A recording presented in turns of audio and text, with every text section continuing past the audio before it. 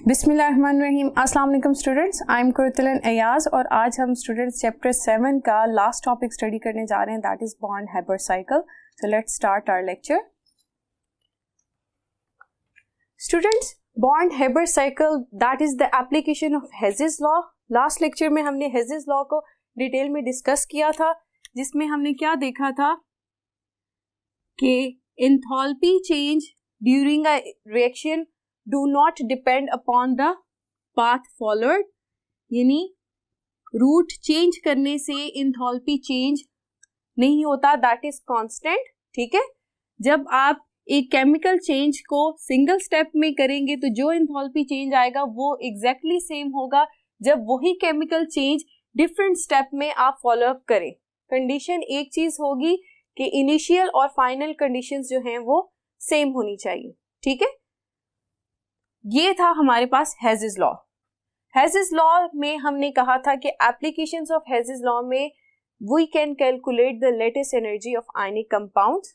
Bond-Haber cycle, इसके अंदर हम आयनिक कंपाउंड्स की लेटेस्ट एनर्जी को कैलकुलेट कर सकते हैं। स्टूडेंट्स, 1990 में मैक्स बॉर्न और फ्रिट्ज हेबर, ये दो साइंटिस्ट थे जिन्होंने 1990 में ये प्रपोज किया था कि हम सेवरल स्टेप्स को फॉलो अप करते हुए आयनिक कंपाउंड्स की लेटेस्ट एनर्जी को कैलकुलेट कर सकते हैं।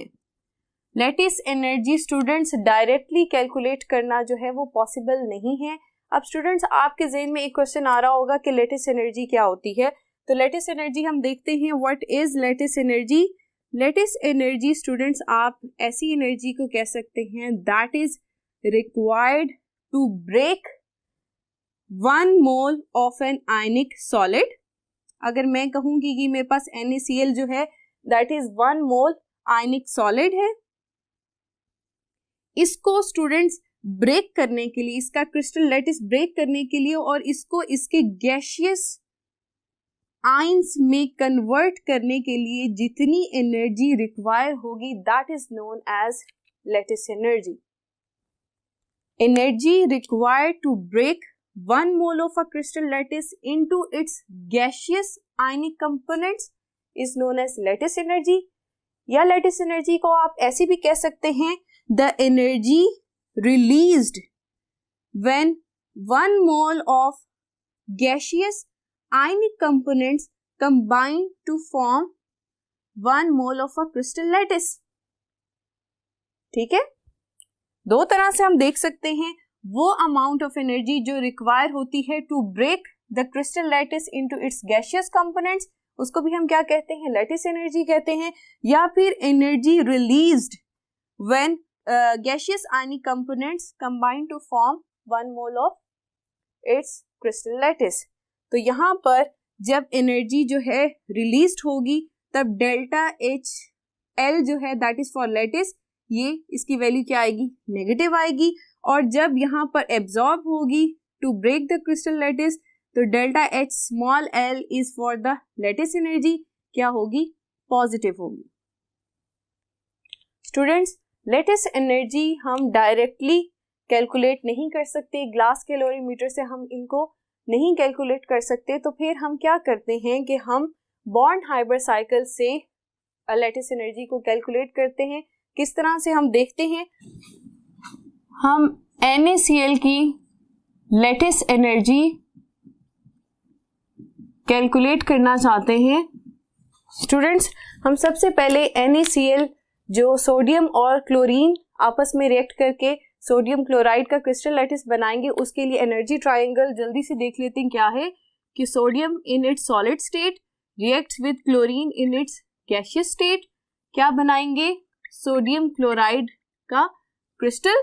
ठीक है, तो ये क्या है, a compound is from its elements. तो इस प्रोसेस को हम क्या कहते हैं, इस एंथैल्पी चेंज को हम क्या कहते हैं, एंथैल्पी ऑफ फॉर्मेशन। तो ये क्या आएगी, हमारे पास डेल्टा एच एफ आएगी। इसी तरह से स्टूडेंट्स, ये तो था सिंगल स्टेप डायरेक्ट रूट। अब इनडायरेक्ट रूट हम क्या हो सकता है कि सोडियम जो है सॉलिड स्टेट से पहले अपनी आयनिक गैशियस स्टेट में कन्वर्ट हो और इसी तरह से क्लोरीन जो है मॉलिक्यूलर स्टेट से अपने आयनिक गैशियस फॉर्म में कन्वर्ट हो। ये दो आयन्स जो हैं स्टूडेंट्स कंबाइन होकर क्या बना रहे हैं, NaCl का क्रिस्टल लैटिस बना रहे हैं। अब स्टूडेंट्स यहाँ पर आप देखें कि जब NaCl के जो रिस्पेक्टिव गैशियस आयन्स हैं ये कंबाइन करेंगे और क्रिस्टल लैटिस बनाएंगे तो जो एनर्जी रिलीज होगी हम उसे क्या कहेंगे, डेल्टा HL यानी लैटिस एनर्जी कहेंगे। और यहाँ पर स्टूडेंट्स सोडियम जो है सॉलिड फॉर्म से जब गैशियस फॉर्म में जा रहा है, गैशियस आयनिक फॉर्म में जा रहा है, और इसी तरह से क्लोरीन जो है वो मॉलिक्यूलर फॉर्म से गैशियस एटॉमिक फॉर्म में कन्वर्ट हो रही है। तो ये जो प्रोसेस है ये सिंगल स्टेप प्रोसेस नहीं है, इसके अंदर बहुत सारे प्रोसेस इन्वॉल्व हैं, इसलिए हम इसे क्या कह रहे हैं, डेल्टा HX कह रहे हैं। ये सारे प्रोसेस की जो एंथैल्पी चेंज है हम बॉन्ड हाइब्रिड साइकिल से कैलकुलेट करेंगे। स्टूडेंट्स अब आप देख सकते हैं कि delta HF formation, enthalpy of formation of NaCl from direct route that can be calculated through glass calorimeter, और हम बॉन्ड एनर्जी से भी डेल्टा H फॉर्मेशन कैलकुलेट कर सकते हैं। इसी तरह से स्टूडेंट्स हमने अभी स्टार्ट में बताया था कि डेल्टा HL यानी कि lattice energy of a ionic compound can not be determine directly, ठीक है, ये मेजर नहीं कर सकते हम डायरेक्टली।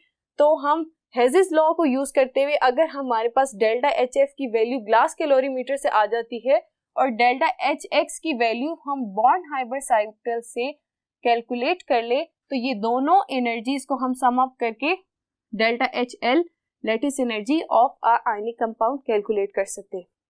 आइए स्टूडेंट्स बॉन्ड हाइब्रिड साइकिल के जरिए हम इन स्टेप्स की जो एंथैल्पी चेंज है उसको कैलकुलेट करते हैं। यहाँ पर हम ड्रॉ करेंगे bond hybrid cycle for NaCl formation. तो स्टूडेंट्स यहाँ पर क्या होगा, sodium in solid state, chlorine in gaseous state, और इन्होंने रिएक्ट करके फाइनल प्रोडक्ट क्या बनानी है, NaCl सॉलिड, ठीक है। अब ये स्टेप्स कैसे प्रोसीड करेंगे, सोडियम जो है सॉलिड स्टेट से कन्वर्ट होगा इनटू इट्स गैसियस फॉर्म या एटॉमिक फॉर्म। ये जो चेंज है इसके दौरान एनर्जी एब्जॉर्ब होगी और इसे हम क्या कहते हैं, delta H atomisation of sodium, ठीक है, सोडियम की है और इसकी वैल्यू स्टूडेंट्स हमारे पास आएगी 108 किलो जूल, ठीक है।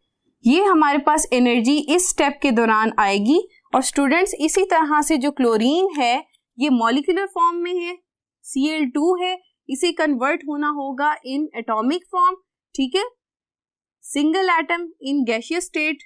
तो क्या होगा, delta H atomisation of chlorine क्या होगी, दैट इज 1 to 1, ठीक है। पॉजिटिव साइन स्टूडेंट्स क्या इंडिकेट कर रहे हैं कि डेल्टा H एटमाइजेशन में एनर्जी एब्जॉर्ब हो रही है, ठीक है, to convert solid state sodium into its atomic state, और इसी तरह से क्लोरीन जो मॉलिक्यूलर स्टेट है उसको एटॉमिक स्टेट में कन्वर्ट होने के लिए एनर्जी एब्जॉर्ब हो रही है।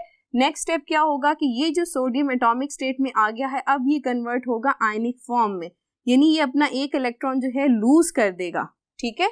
तो इसको हम क्या कहेंगे, enthalpy of ionisation delta HI for sodium.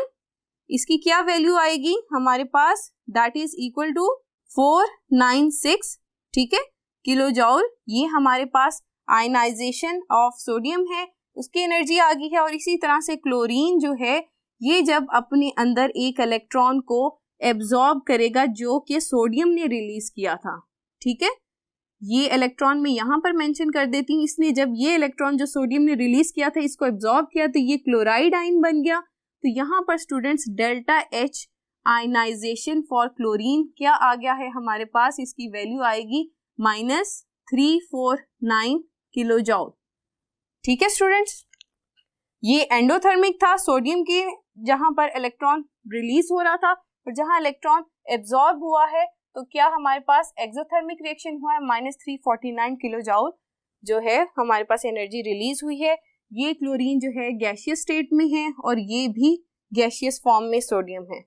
तो स्टूडेंट्स अब हमने देखा कि हमारे पास ये जो डेल्टा HX थी from sodium solid state to ionic state, chlorine gaseous state to chloride gaseous state, ये हमारे पास आ गई है। अब अगर हम इन दोनों को सम अप करें, ये दोनों आयंस स्टूडेंट्स जब आपस में मिलेंगे तो ये फर्दर क्या बना देंगे, सोडियम क्लोराइड का क्रिस्टल बना देंगे। तो यहां पर आप देख सकते हैं कि ये हमारा साइकिल है, ये हमारा साइकिल है जो यहां से स्टूडेंट्स स्टार्ट हुआ है, इस तरह स्टेप्स में जाता हुआ यहां पर एंड हो रहा है, और इसी तरह से ये डायरेक्ट फॉर्मेशन की तरफ हम देखें तो हमारे पास तब भी NaCl जो सॉलिड स्टेट में आता है। ठीक है स्टूडेंट्स, तो ये बॉन्ड हाइब्रिड साइकिल हमने NaCl के लिए ड्रॉ किया। अब हमने बॉन्ड हाइब्रिड साइकिल में जो हमारे पास एनर्जीज आई हैं उसे हमने क्या कैलकुलेट करना है, डेल्टा HX कैलकुलेट करना है। तो यहाँ पर देखें डेल्टा HX की वैल्यू क्या होगी, sum of delta H ionization of sodium, sorry पहले एटोमाइजेशन आएगी, ठीक है, उसके बाद हम एडअप करेंगे delta H ionization of sodium, फिर एडअप करेंगे delta H atomization of chlorine and final add up करेंगे delta H ionization of chlorine. ठीक है, अब वैल्यूज पुट करते हैं। फर्स्ट वैल्यू हमारे पास क्या आई थी, 108 पॉजिटिव में थी। सेकंड वैल्यू हमारे पास क्या आई थी, 496, और इसी तरह से थर्ड वैल्यू जो delta H for atomisation of chlorine थी 121 आई है, और लास्ट हमारे पास वैल्यू है दैट इज -349 ये। तो स्टूडेंट्स इन तमाम एनर्जीज को जब हमने सम अप किया तो हमारे पास वैल्यू आती है 376 किलो जूल। ये क्या है, डेल्टा HX की वैल्यू है। ठीक है स्टूडेंट्स, अब हम हेजेस लॉ की तरफ दोबारा वापस आते हैं। हेजेस लॉ हमें क्या बता रहा था कि हम यहाँ से डेल्टा HL लेटिस एनर्जी जो है वो कैसे कैलकुलेट कर सकते हैं, जब हमारे पास डेल्टा HF हो और डेल्टा HX हो। ठीक है, तो स्टूडेंट्स डेल्टा HX हमने बॉन्ड हाइब्रिड साइकिल से उसकी वैल्यू कैलकुलेट कर ली है, 376 हमारे पास आ गई है इसकी वैल्यू, और डेल्टा HF जो है हमने ग्लास कैलोरीमीटर से इसकी वैल्यू -411 यानी -411 जो वैल्यू है डेल्टा HF की है, डेल्टा H फॉर्मेशन की है, जो हमने अपने डेटा से थ्योरेटिकल डेटा से मालूम की है। तो दोनों वैल्यूज अब आ गई, हम इजीली डेल्टा HL कैलकुलेट कर सकते हैं अकॉर्डिंग टू हेजेस लॉ।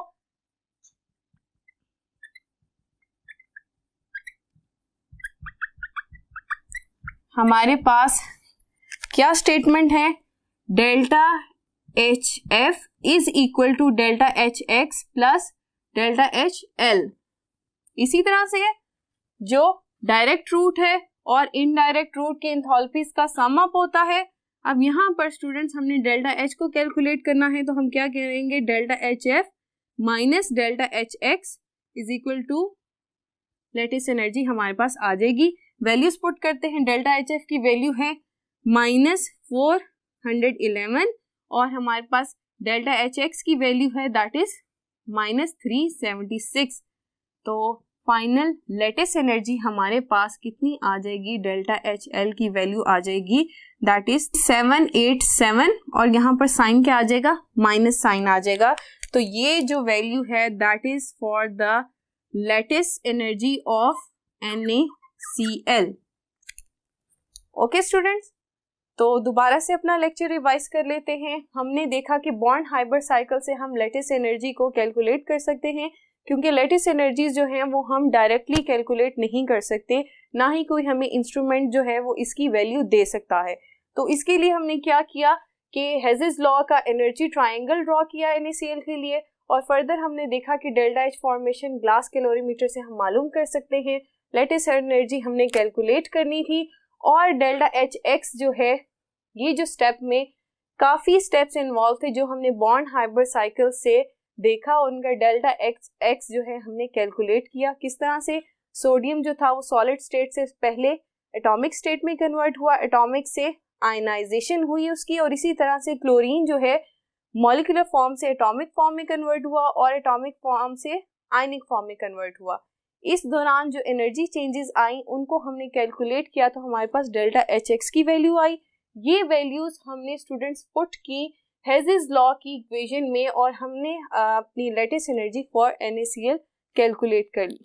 तो स्टूडेंट्स अब आप कह सकते हैं कि बॉन्ड हाइब्रिड साइकिल से हम आयनिक कंपाउंड्स की लेटिस एनर्जी जो है आसानी से कैलकुलेट कर सकते हैं। तो स्टूडेंट्स आज का लेक्चर हमारा यहाँ पर ख़त्म होता है। ये चैप्टर 7 का लास्ट लेक्चर था। अपना बहुत सा ख्याल रखिए। अल्लाह हाफिज़।